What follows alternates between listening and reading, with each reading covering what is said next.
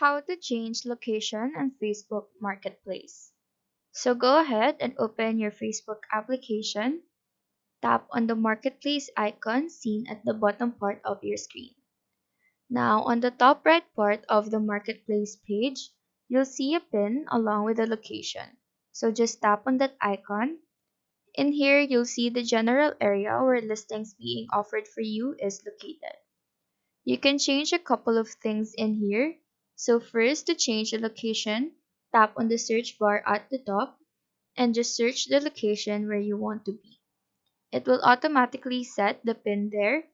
After that, you can choose the option suggested local radius to automatically set the listing area.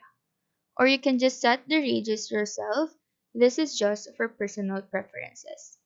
So that is how to change location on Facebook Marketplace. Do let us know if this video helped you out, and if you have any questions, feel free to drop them down below.